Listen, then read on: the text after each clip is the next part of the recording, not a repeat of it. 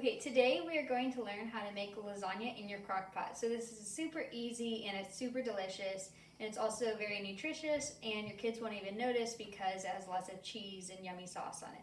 So this is an especially good recipe for a day you have a long day, or you have treatment, or you have to go somewhere, because you can make it early in the day and then come home to a nice warm lasagna. So now we're going to go over the ingredients and shopping list.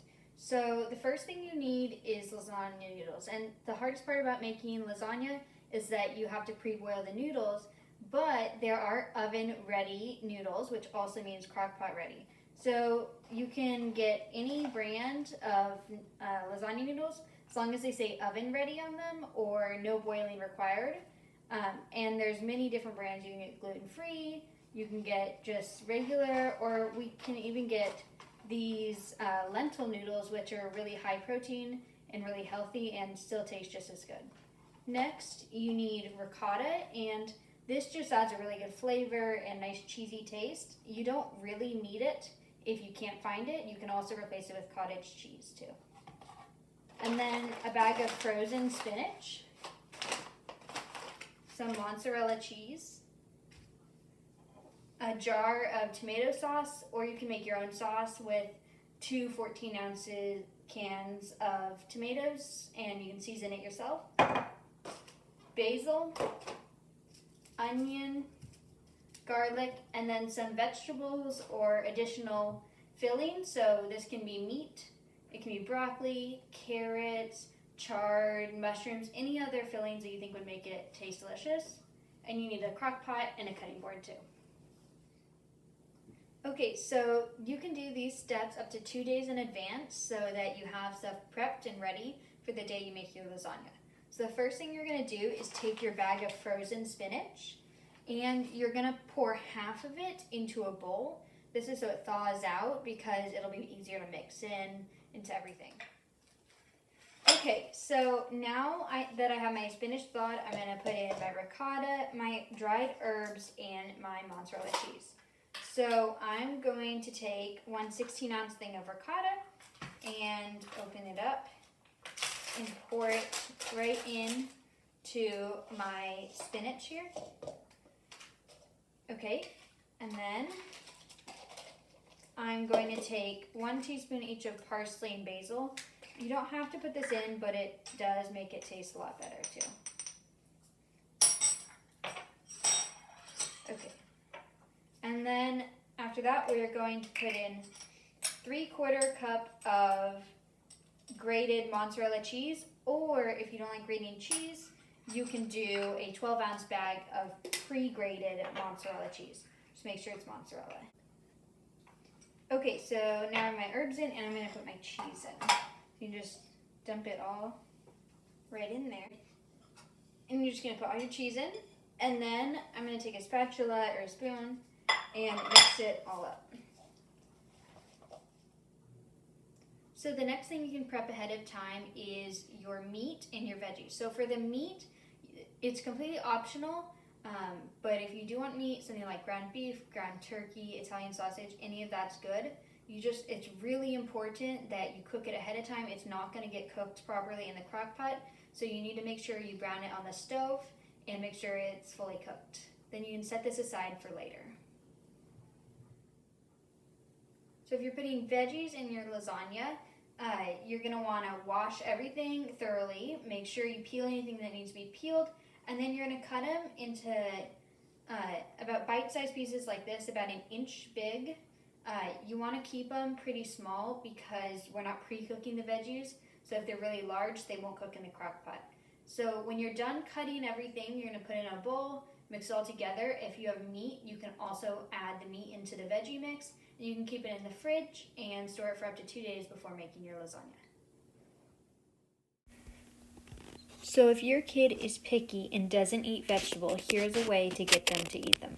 So you can take your pre-made sauce or your can of sauce and put it in a blender and cut your veggies and then add them to the blender also.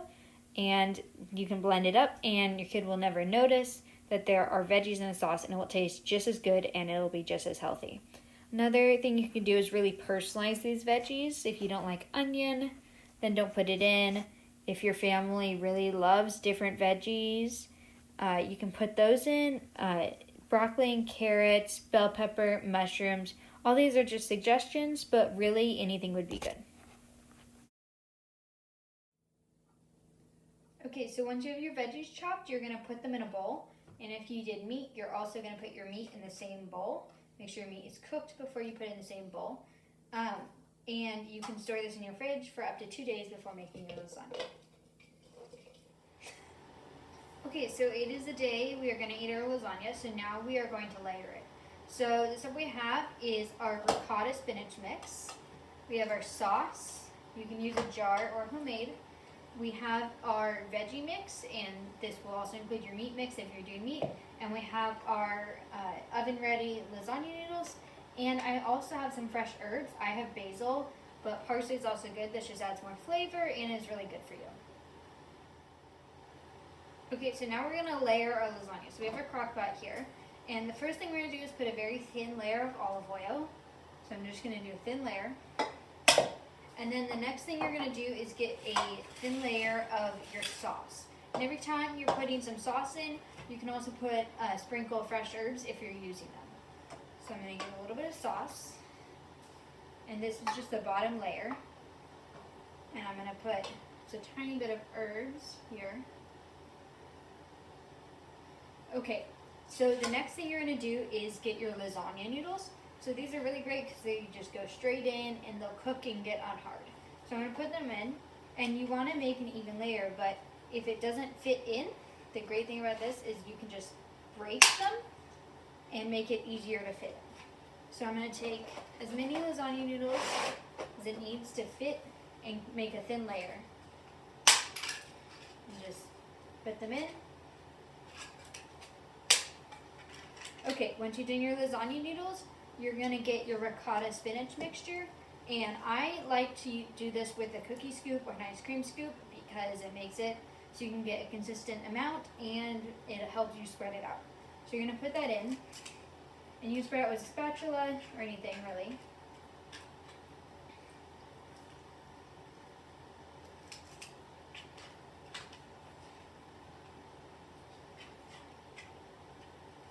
And then once you spread that out, you want to try to get all the way to the edges, you're going to put your filling. So this is your meat or veggie mixture, and you're going to take some of that and just do a thin layer of that. So once you've layered everything, you're just going to continue doing this process in the same order until you reach the top.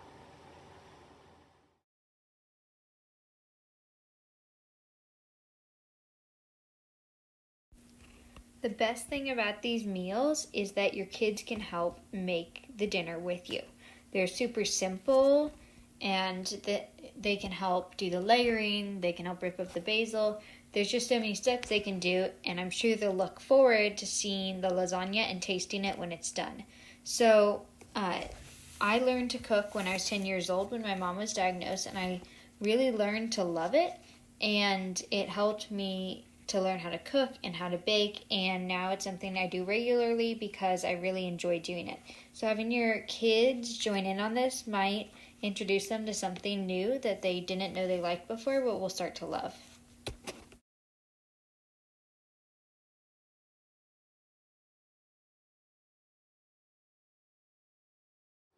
Okay, so now we are going to finish off the top of our lasagna.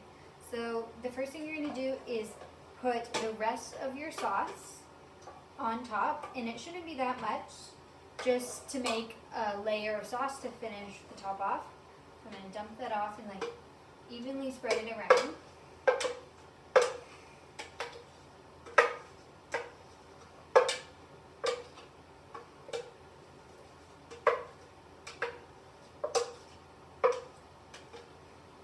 And once I have put my last layer of sauce on top, I'm going to put my last of my fresh herbs. And then we're going to finish it all off with some grated mozzarella cheese. So we're just going to sprinkle this on. It's about half a cup of mozzarella cheese. And now it is all done. Now we need to cook our lasagna. So first we're going to put on the crock pot lid, and you can close it all the way. And then you need to decide what temperature to cook it on. So low will cook it in 6 to 8 hours. So if you have more time and you did it earlier in the day, you can do that. And high will cook it in 3 to 4 hours. So you can cook it on high if you have less time. So I'm going to turn mine on to high, and we'll see it in a couple of hours. Now we are going to check our lasagna. So we're going to take out the lid and be careful because it will probably be hot with the steam. Okay, so I'm going to just take a scoop out from the edge, and the sauce is bubbling around the edge. It's a good sign. Okay, and I'm going to get a little bit of noodle and just scoop it onto a plate. So you want to make sure of a few things. 1, your noodles are cooked, and 2, your veggies are cooked. So you can see I have a little piece of broccoli here, and it's cuttable with a spoon. So that means it's done.